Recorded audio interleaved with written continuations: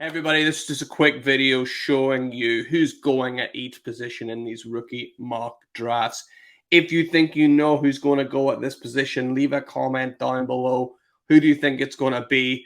And see if any of my guests who've been on agree with you. And before we get into it, hey, hit that like, hit that thumbs up, hit that subscribe. We're on a march towards, 500 subscribers. I'd love to be able to do it before we get into this season of football. That'd be awesome. So help me out and let's go. Let's see who's going at this draft pick show. Who's going to be following Zay Flowers?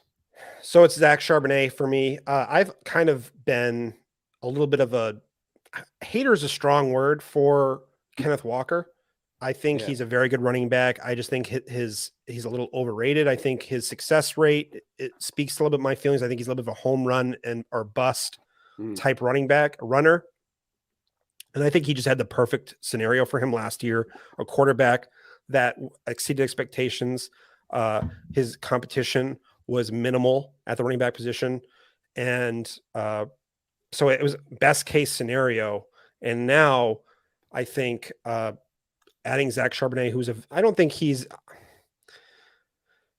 a player that like, oh, Zach Charbonnet's brought in and that's like, oh man, that just oh man, Kenneth Walker's dust. Like the uber impressive prospect that is Zach Charbonnet. But what he is he can play on all three downs. He's a very good pass catcher. And I think he is at least, I think he can very easily handle 40% of the opportunities in Seattle's backfield. And I think that's how Seattle wants to play it as well.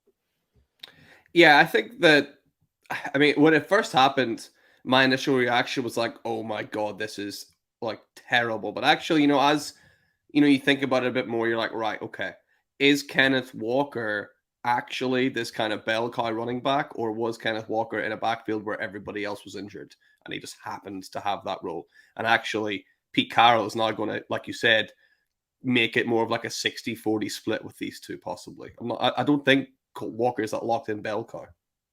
Yeah, and like, don't get me wrong, like there's a lot of excitement with Kenneth Walker. I don't want to like poo-poo a lot of people's one of their favorite running backs, a young running back.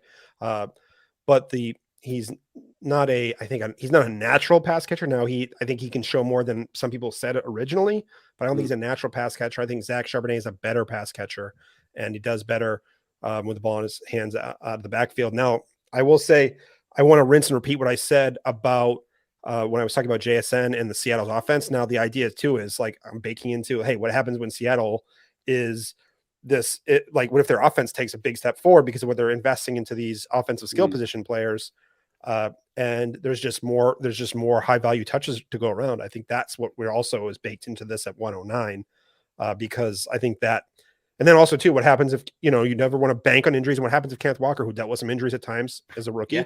What happens when Kenneth Walker goes down and you get at the 109 and you have a player who's proven on 3 downs and has the college production to back it up that people had as their locked in RB3. And because they fall behind Kenneth Walker, he's now the RB6, RB7 for them. And look, I'm not poo-pooing that process. They make a lot of good points, but for me, I just want to, I'm pushing in some chips on Seattle's offense, taking a step forward. Yeah. I think that's a really good decision. And do you see you got him at 2.6 in a draft? Yeah, I got 206. And I had the 211, and I only had to trade the 306 to go up to 206 to go get him. Wow. So that is a slam dunk deal for you there. So yeah, even pretty good value at like 1.9. You get him at 2.6. That's got to be like one of those things you'll look back on in a few years, like, I got Zach Charbonnet at 2.6. And you'd be like, yeah, I still remember that. You talk about like, tell the grandkids about it. And then like someone could is going to, in 2 years from now, play this clip of me bragging about getting Zach Charbonnet at 206. And they're like, you're an idiot because he Kenneth Walker dominated. So it's like, it's just, it could be one or the other. We'll edit that out next year. Don't worry. I'll go back and cut it out if it's a flop. I don't think so. Who's following up at 1.9? Yeah, so again, I'm going to stick with the wide receivers. As I said, in Dynasty, I do tend to lean more to the wide receivers just for that longevity, learning from previous mistakes of taking somebody like a Keyshawn Vaughn over a Justin Jefferson. Yeah. So I'm happy to stick with the wide receivers. And again, as Zay Flowers, I think he's been pretty underrated at the moment. He feels like the consensus wide receiver 4, and some people aren't really showing him, and they're willing to take these running backs over him. And And I think there's more to Zay Flowers than what maybe people are giving him credit for. I feel like maybe they're just looking at the landing spot with the Ravens thinking, well, it's not a very pass-heavy offense. Lamar Jackson, is he a true passer of the ball? He's more of a running back playing quarterback. But now I believe that Zay Flowers is going to be great for this offense. I feel like the Ravens now, they've made changes to the coaching staff. They brought in a new head coach that is promised that this is going to be a more pass-heavy offense. He wants them to throw the ball more. They've just paid Lamar Jackson a great contract to keep him as the franchise quarterback. So I feel like he's got a point to prove as well. He's made it known as well that he wants to pass the ball more. So I feel like we might see a shift from Lamar Jackson being that elite run of the ball and showing a bit more in what he can do passing the ball. And Zay Flowers is probably going to step in. I think he could push to be the wide receiver one in this offense straight away behind Rashad Bateman, who obviously struggled with the injury last year, showed flashes at the start of the year. Obviously, he was a first-round pick as well. But I think Zay Flowers, what he offers is that speed. So he's going to be great for this offense. And Lamar Jackson getting the ball to him early and letting Zay Flowers do what he does best with that elite speed that he's got. So I think the landing spot's maybe a little bit better than what people are giving it credit for, and I think he's going to be a great wide receiver in the NFL, and hopefully that materializes for fantasy. I know he's going to be behind Mark Andrews. We know how much Lamar Jackson loves Mark Andrews, but being the second option on this hopefully new and improved offense next year, I think could be a solid value looking back in a couple of years at where you've got him. Yeah, absolutely. I'm going to have to make the joke about Lamar being given his flowers as well, right? That's like, yeah, gotta get it in there. New contract, new offense. Yeah, can't wait to see what he does with Zay Flowers. Very exciting. And who's following him up then at 1-9? Tell you something I think about at this range, even though it's not tight end premium, I'm staring at Dalton Kincaid even at 1-9 in non-tight end premiums. Is that too rich for you, Ali, or what do you think? No, I think I personally have done 9 rookie drafts right now, and I've still not got a share of Dalton Kincaid, and he's my guy. I've just not been in a position to take him, and it's really depressing me. So yeah, he's certainly a consideration for me at 1-9. 1-10 is where I'm happy to take him. I'm still reaching at wide receiver here in Zay Flowers. Probably going to be my pick here, but certainly in tight end premium, Kincaid is in consideration. But even for me, I know I say don't draft for need, but if you've not got one of them elite tight ends, I'm just happy to take a shot on Dalton Kincaid, because it gets to the stage where this is where I'm trying to trade back. But if I can't trade back because nobody's wanting to jump up, which has been the case in so many of my drafts so far, I'm just happy to take him because I think Dalton Kincaid has got top 5 potential in terms of a tight end. So I'm happy to take him there. But Zay Flowers is somewhere where when he landed, I was like, oh God, the wide receiver graveyard has got another victim. But when you scratch beneath the surface, I kind of like the landing spot.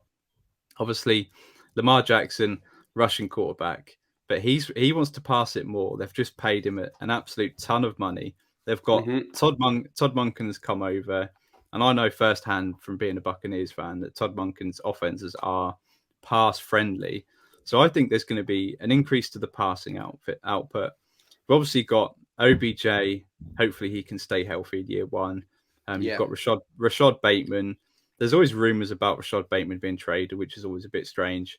But yeah, and obviously you've got Mark Andrews. So Zay Flowers prospects year 1 is probably not great. Not going to get a massive target share, but he's a different type of receiver to the others. I do think he's going to get plenty of usage year 1. I think there will be a buy window halfway through the season for Zay Flowers if he's going to start off slowly. I think that's a great time to buy him if he does start slowly. But he's still in that tier with Johnston and Addison. I think his upside is there. So especially going into 2024, I think he's in a great position with Lamar Jackson. So I still feel really good about taking Flowers at this position. I've managed to get him at the 112 in one spot because some people do put that landing spot at Baltimore as pretty disgusting. But yeah, happy to take him here. Yeah, absolutely. Zay Flowers at 1-9. And actually, if we just zoom out a bit, I've got an odd theory. This might be complete waffle, so stop me if it is. So by and large, the kind of consensus from not just Dynasty or fantasy people, but NFL analysts this is not a good wide receiver class overall. But yet you see in these dynasty drafts all the time, in the first round, there's these like 4 guys all the time. Do you think that's a product not only of like they're obviously talented, but because after like these guys, there's not really anything. So if you're going to take a receiver, you gotta take them there.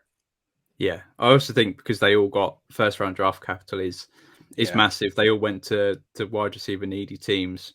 So I think you're right. I think there is certainly a big tier break between these and the next big wide receiver. I also think in terms of the dynasty landscape, it's moved more towards people wanting wide receivers. I know when I first joined the wild card a couple of years ago, the theory was you want to hammer running backs early on because you can wait on wide receivers and get the depth later on. But it's completely flipped around for me, and I'm reaching for wide receivers. Wide receivers are seeing spikes in value like running backs used to. So I think that's another reason. If you want to get a young stud, obviously we have been blessed lately with Jamar Chase, Justin Jefferson, CeeDee Lamb, Olave, Garrett Wilson. So people are looking for the next one. And I'm not saying any of these guys are outside of JSN, but I think they can certainly get top 10, top 12. So they can be a wide receiver 1 in Dynasty. So I think the ceiling is there, but certainly you're right. There's a big tier break behind these guys. Yeah, and I always feel like it's so much harder to like get lucky at wide receiver as well, right? You can kind of get a bit lucky with running back. Sometimes you can take a punt on someone and like they just like appears. Like you always think of like a few years it's like, oh cool, like I've got Mike Davis on my roster. It's like, oh wow, look at this, like he's doing amazing. Or like there's always like Cordero Patterson's been in my roster for the last 3 years. I'm like, oh wow, look at that, look at him go.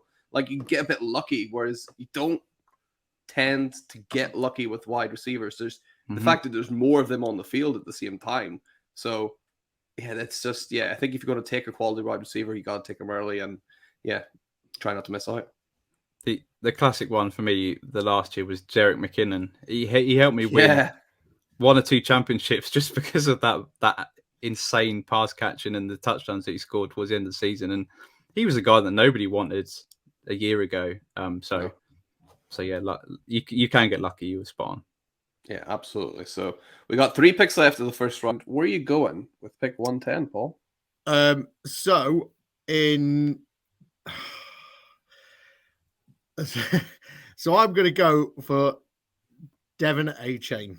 Yes, I think he could be a bit of a a dark horse in this one. I think he's gone to the right landing spot. He's gone to a Shanahan style offense, and I think if they utilize him to his best ability, he could be somebody that I may plant my flag on. You know, it's I do like AJ, to be fair, and I got a couple of shares of him in rookie drafts, so.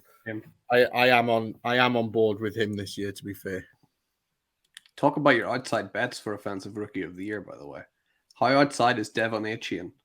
Because if he hits, that's a lot of fun. That's a lot of good times to watch, but I bet he's got seriously long odds as well, right? Yeah, I bet they're mega, to be fair, because of the 2 players, the 2 running backs that have already been before him. And you've got 3 potentially starting QBs. You know, I know they haven't actually announced Anthony Richardson as their starter week 1, but you can see odds are Bryce Young and CJ Stroud are starters. So when you look at AJ and you sort of think of the players that have got to miss and he's got to hit. Yeah. But I like it. I like that as a outside. Yeah, way outside, but man, he's probably like insanely odds. Like put a quid on it, see what happens. I think he's going to be so much fun to watch in this offense. I think it's the perfect landing spot. It's kind of like 2 wishes rolled into one because everyone was wondering who's going to hit that jackpot of getting the Miami Dolphins, and everyone was also going, "Man, Devon Achane needs a good landing spot." And you put the 2 of them together, and it's like, "Oh, here we go." I cannot wait. It's like rubbing the genie lamp and you go, what's your first wish? I want to wish for more wishes. And that's what you got. You know what I mean? You got 2 wishes in one there, and it was like, you've done one over on the genie there, like so. Yeah, absolutely. And for all the slack that this draft class has got for like landing spots ruining players, we've got 3, 4, maybe even more landing spots in this first round alone that are absolutely perfect. Bijan, perfect landing spot. Anthony Richardson, perfect landing spot. Yeah. I think for Jordan Addison, it's a perfect landing spot. Devin Achane, perfect landing spot. Quentin Johnston, perfect landing spot. A lot of these pieces I've kind of made up, I think, for your Zach Charbonnets and things like that later. Let's go on to the 109. Where are we going at 109? Yeah, so at 109, again, I'm not sure if this is quite consensus. I don't think it is. I'm going Devin Achane at 1-9, right after Dalton Kincaid. I think that Achane, again, is a slam dunk. Got the perfect landing spot. He's a difference maker on your team. Like I said with Anthony Richardson, I'm looking to win. I'm looking for difference makers.